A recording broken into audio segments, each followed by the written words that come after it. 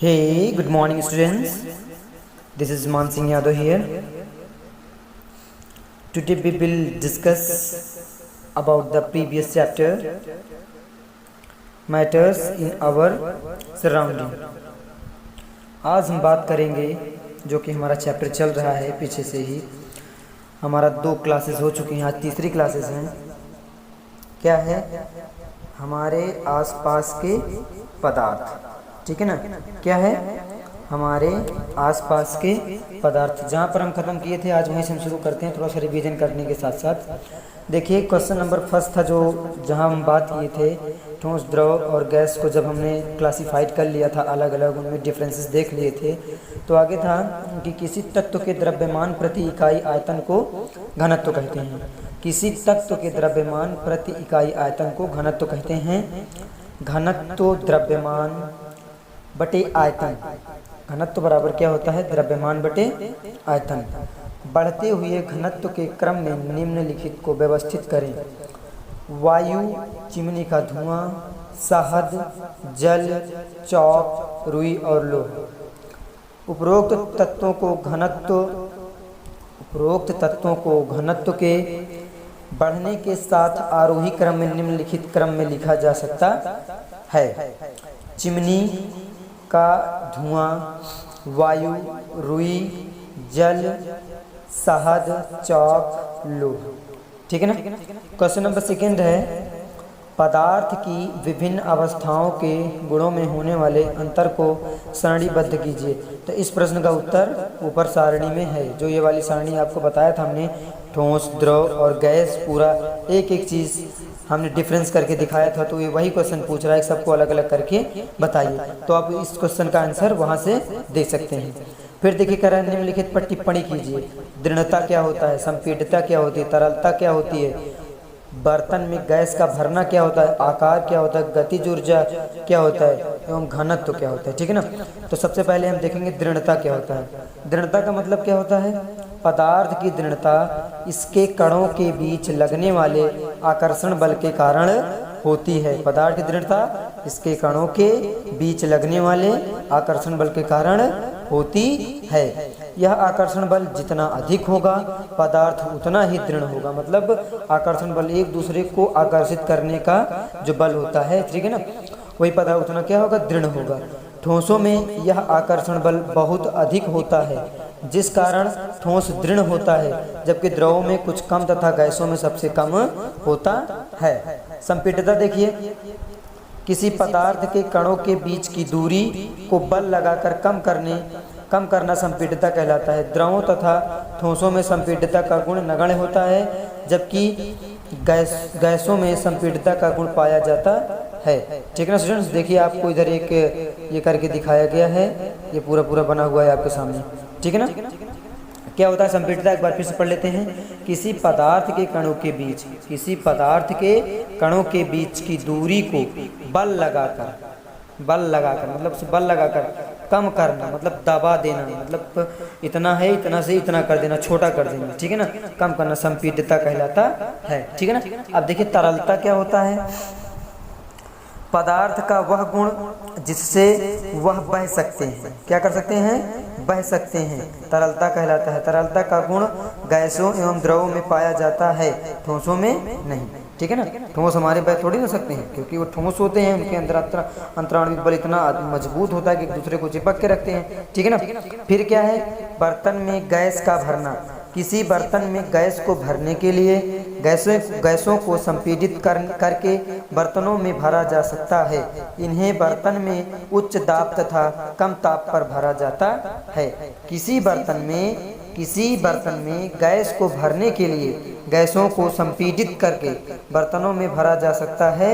इन्हें बर्तन में उच्च दाब तथा कम ताप पर भरा जाता है। नंबर 5 देखिए आकार क्या होता है? ठोस के कणों में अंतराण्विक बल अधिक होता है, जिसके कारण ठोस का आकार निश्चित होता है, जबकि द्रव तथा गैसों के कणों में अंतराण्विक बल कम होता है, जिससे इनका आकार निश्चित नहीं होता है। नंबर 6 गतिज ऊर्जा। गतिज ऊर्जा क्या होती है? किसी पदार्थ के कणों की गति के कारण उत्पन्न ऊर्जा गतिज ऊर्जा कहलाती है। ताप बढ़ने पर पदार्थ के कणों की गतिज ऊर्जा बढ़ जाती है। गैसों के कणों में अंतराणविक बल कम होता है, जिससे इनके कण गति करने के लिए अधिक स्वतंत्र होते हैं, इसलिए इनकी उच्च गतिज ऊर्जा होती है। गतिज ऊर्जा क्या होती है? किसी पदार्थ के कणों की गति के कारण उत्पन्न ऊर्जा, गति के कारण मतलब कोई वस्तु चल रही है, घूम रही है, टहल रही है, ठीक है ना, तो उसी के कारण जो उत्पन्न ऊर्जा, जो एनर्जी उत्पन्न होती है, वही क्या होती है? गतिज ऊर्जा होती है। और ताप बढ़ने पर पदार्थ के कणों की गतिज ऊर्जा बढ़ जाती है, ठीक है ना। ताप बढ़ाने पर, ताप का मतलब जैसे आग में जैसे पानी को आप रख दीजिए, ठीक है ना, देखिए उबलने लगता है, ठीक है ना, तो उसकी गतिज ऊर्जा क्या होती है? बढ़ जाती है, ठीक है। अब हम डिस्कस करेंगे घनत्व के बारे में, ठीक है ना। घनत्व क्या होता है? किसी तत्व के द्रव्यमान प्रति इकाई आयतन को घनत्व कहते हैं। क्या कहते हैं? किसी तत्व के द्रव्यमान प्रति इकाई आयतन को घनत्व कहते हैं, ठीक है ना। घनत्व बराबर क्या होता है? द्रव्यमान बचे आयतन। ठोसों का घनत्व अधिक होता है, जबकि द्रवों का कुछ कम तथा गैसों का घनत्व ठोसों व द्रवों की तुलना में कम होता है। फिर से देख लीजिए एक बार, घनत्व किसी तत्व के द्रव्यमान प्रति इकाई, द्रव्यमान की कितनी इकाई है? प्रति इकाई आयतन को घनत्व कहते हैं, ठीक है ना। नंबर 3 क्वेश्चन देखिए, कारण बताइए कह रहा है, गैस पूरी तरह उस बर्तन को भर देती है जिसमें इसे रखते हैं, ठीक है ना। कारण बताना क्यों ऐसा होता है, ठीक है ना। बी देखो कह रहा है, गैस बर्तन की दीवारों पर दबाव डालती है, ठीक है ना। सी वाला कह रहा है, लकड़ी की मेज ठोस कहलाती, क्यों कहलाती है, तो कारण बताना है, ठीक है ना। हवा में हम आसानी से अपना हाथ चला सकते हैं, लेकिन एक ठोस लकड़ी के टुकड़े में हाथ चलाने के लिए हमें कराटे में दक्ष होना पड़ेगा, ठीक है ना। ऐसा क्यों होता है? तो देखिए नंबर पहला क्या है? गैस पूरी तरह उस बर्तन को भर देती है जिसमें इसे रखते हैं। इसका आंसर होगा गैस पूरी तरह बर्तन को भर देती है, क्योंकि गैस के कणों में गतिज ऊर्जा अधिक होती है तथा आकर्षण बल काफ़ी कम होता है, जिसके कारण ये कण चारों ओर अनियमित गति करते हैं। इसी कारण गैस पूरे बर्तन को भर देती है जिसमें इसे रखते हैं। नंबर बी क्या है? गैस बर्तन की दीवारों पर दबाव डालती है, तो गैस के कण अनियमित तथा तीव्र गति करते हैं, मतलब इनका कोई नियम नहीं होता और बहुत तेज गति करते हैं। इस अनियमित गति के कारण, मतलब इनके कोई नियम न होने के कारण ये कण बर्तन की दीवारों से टकराते हैं। क्या करते हैं? कभी इधर जाएं, कभी उधर जाएं, कभी लेफ्ट, कभी राइट, तो क्या होगा? ये बर्तन की दीवारों से टकराते हैं, जिससे दीवारों पर बल लगता है, क्योंकि दाब बराबर होता है बल बटे क्षेत्रफल। आप पढ़े होगे फिजिक्स में, दाब बराबर दबाव, यानी दबाव या दाब वही चीज़ होता है। अगर किसी भी चीज़ पर हम दबाव लगाते हैं तो उस पर बल भी लगता है और उतना वो क्षेत्रफल भी घेर लेता है, एरिया भी घेर लेता है, ठीक है ना। इसलिए बर्तन की दीवार पर गैस कणों द्वारा प्रति इकाई क्षेत्र में लगे बल के कारण गैस का दबाव बनता है।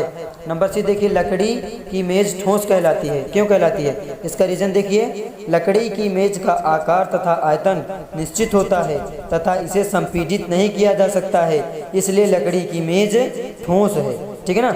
नंबर डी क्या है? हवा में हम आसानी से अपना हाथ चला सकते हैं, ठीक है ना, लेकिन एक ठोस लकड़ी के टुकड़े में हाथ चलाने के लिए हमें कराटे में दक्ष होना पड़ेगा।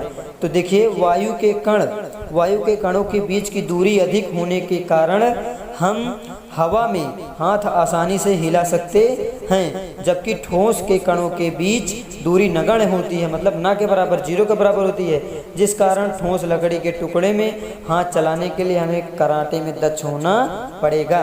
देखिए स्टूडेंट्स, बहुत ही बेहतरीन टॉपिक, बहुत ही बेहतरीन क्वेश्चन आपको कराया जा रहा है। इनको आप बार बार देखिए, बार बार समझने की कोशिश कीजिए। आई एम 100% श्योर आपको हर एक चीज़ें समझ में आएंगी, ठीक है ना। देखिए नंबर 4, क्वेश्चन नंबर 4 कह रहा है, सामान्यतः ठोस पदार्थों की अपेक्षा द्रवों का घनत्व कम होता है, ठीक है ना। अभी देखा जाता है ना, ठोस का घनत्व ज़्यादा होता है, द्रवों का घनत्व कम होता है, बोला जाता है ना।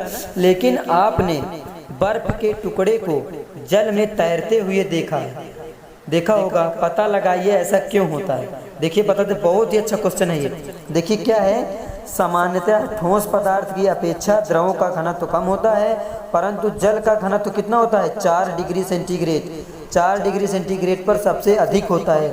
जल का घनत्व 4 डिग्री सेंटीग्रेड पर सबसे अधिक होता है, लेकिन जब जल को 4 डिग्री सेंटीग्रेड से नीचे ठंडा किया जाता है, क्या किया जाता है, 4 डिग्री सेंटीग्रेड से नीचे ठंडा किया जाता है, तब इसका घनत्व घटने लगता है। 0 डिग्री सेंटीग्रेड पर बर्फ का घनत्व जल के घनत्व से कम होता जाता है, जिस कारण बर्फ जल पर तैरती है। एक बार फिर से देखिए, क्या है, ठोस पदार्थ की अपेक्षा द्रवों का घनत्व कम होता है, परंतु जल का घनत्व 4 डिग्री सेंटीग्रेड पर सबसे अधिक होता है। आपसे क्वेश्चन पूछा जा सकता है, जल का घनत्व कितने डिग्री सेंटीग्रेड पर सबसे अधिक होता है, तो 4 डिग्री सेंटीग्रेड पर सबसे अधिक होता है। लेकिन जब जल को 4 डिग्री सेंटीग्रेड से नीचे ठंडा किया जाता है, जल को जब 4 डिग्री सेंटीग्रेड से जब नीचे ठंडा किया जाता है, तब इसका घनत्व घटने लगता है।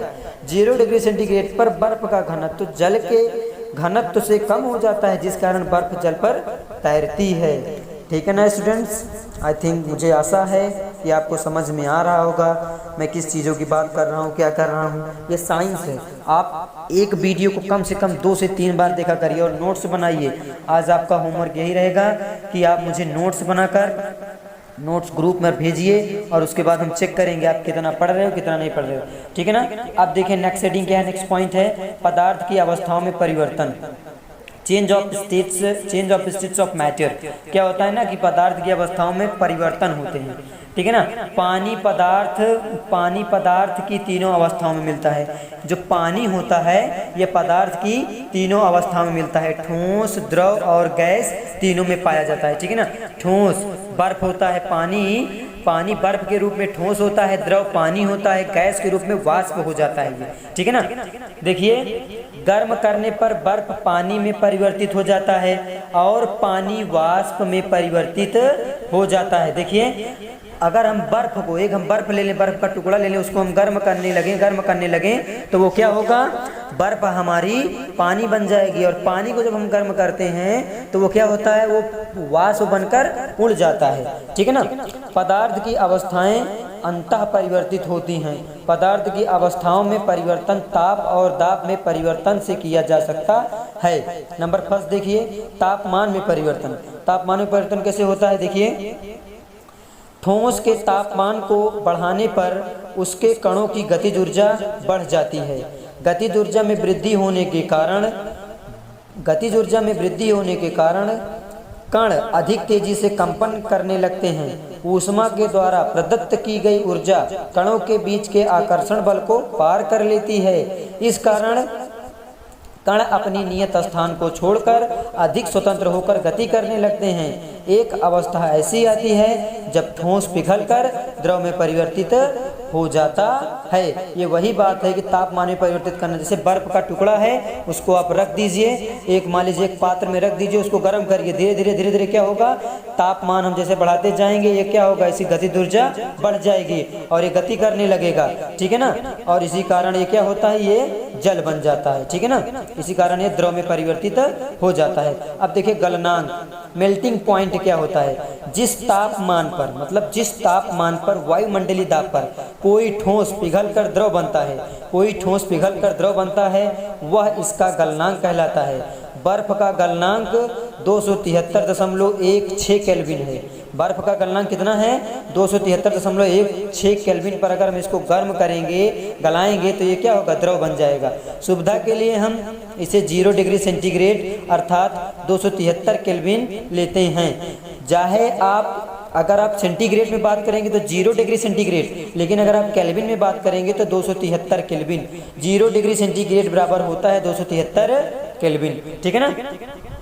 जब बर्फ पिघलती है, बर्फ का तापमान नहीं बढ़ता है।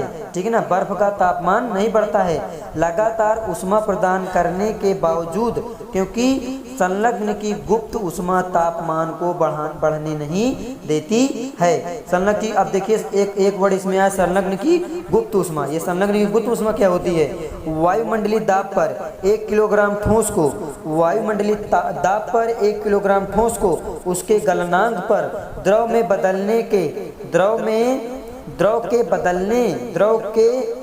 द्रव में बदलने के लिए जितनी ऊष्मीय ऊर्जा की आवश्यकता होती है उसे संलग्न की गुप्त ऊष्मा कहते हैं। अतः 0 डिग्री सेंटीग्रेड बर्फ के कणों की तुलना में 0 डिग्री सेंटीग्रेड पर पानी के कणों से अधिक ऊर्जा होती है। आई थिंक आप समझ रहे होंगे स्टूडेंट्स। एक बार हम आपको फिर समझाने की कोशिश करते हैं। वायुमंडलीय दाब पर 1 किलोग्राम गैस 1 किलोग्राम ठोस को एक वायुमंडलीय दाब पर क्या करें 1 किलोग्राम ठोस को उसके गलनांक पर द्रव में बदलने के लिए जितनी ऊष्मीय ऊर्जा की आवश्यकता होती है उसे संलग्न की गुप्त ऊष्मा कहते हैं। अतः 0 डिग्री सेंटीग्रेड बर्फ के कणों की तुलना 0 डिग्री सेंटीग्रेड पर पानी के कणों से अधिक ऊर्जा होती है। जब हम जल में ऊष्मीय ऊर्जा देते हैं तो कण अधिक तेजी से गति करने लगते हैं। जैसे हमने किसी पात्र में पानी रख दिया और उसमें ऊष्मा दे दिया तो पानी क्या करेगा, उबलने लगता है, ठीक है ना। वो क्या होता है, बहुत तेज से उबलने लगता है, तो उसकी गतिज ऊर्जा क्या होती है, बढ़ जाती है। एक निश्चित तापमान पर पहुंचकर जब बहुत तेज हम उसको ऊर्जा दे देते हैं, एक निश्चित तापमान पर पहुंचकर कणों में इतनी ऊर्जा आ जाती है कि वे परस्पर आकर्षण बल को तोड़कर स्वतंत्र हो जाते हैं। जो उनके बीच आकर्षण बल होता है वो तोड़कर स्वतंत्र हो जाते हैं, फ्री हो जाते हैं, फ्रीडमली हो जाते हैं। इस तापमान पर द्रव गैस में बदलना शुरू हो जाता है। मतलब वही है ना कि जब एक निश्चित तापमान पर हम पानी को गर्म करने लगते हैं तो एक टाइम ऐसा आता है कि ये पूरी तरह से जो इनके बीच आकर्षण बल होता है ये पूरी तरह से स्वतंत्र हो जाते हैं और वाष्प बनकर उड़ने लगते हैं। तो वही क्रिया होती है द्रव से गैस का बनना, ठीक है ना। अब देखिए क्वथनांक क्या होता है, बॉइलिंग पॉइंट वो होता है वायुमंडलीय दाब पर वह तापमान जिस पर द्रव उबलने लगता है, जिस पर द्रव क्या होता है, उबलने लगता है, इसका क्वथनांक कहलाता है, ठीक है ना। एक वायुमंडलीय दाब पर वह तापमान वह टेम्परेचर जिस पर द्रव क्या हो, उबलने लगे, ठीक है ना, इसका क्वथनांक कहलाता है। जल का क्वथनांक कितना होता है, 373 केल्विन। देखिए क्यों होता है ऐसा, 100 डिग्री सेंटीग्रेड प्लस 273 केल्विन, ठीक है ना। जब दोनों को ऐड कर देंगे 373 केल्विन हो जाता है, ठीक है ना स्टूडेंट्स। अब आगे की बात आगे वीडियो में होगी। मुझे आशा है कि आपको सब कुछ समझ में आ रहा होगा, आप पढ़ रहे होंगे, ठीक है ना। वीडियो को पूरा देखिए, 2 बार देखिए, 3 बार देखिए, जब तक आपको समझ में ना आए तब तक आप कोशिश करिए वीडियो को देखने की। ऑनलाइन का यही फ़ायदा है कि आप 1 बार 2 बार 3 बार जितनी बार हो सके आप उतनी बार वीडियो को देख सकते हैं, ठीक है ना। अब आगे का जो टॉपिक बचा हुआ है उसको हम नेक्स्ट वीडियो में डिस्कस करेंगे और आप आज मुझे नोट्स बनाकर ग्रुप में सेंड करेंगे, ठीक है ना। Thank you students.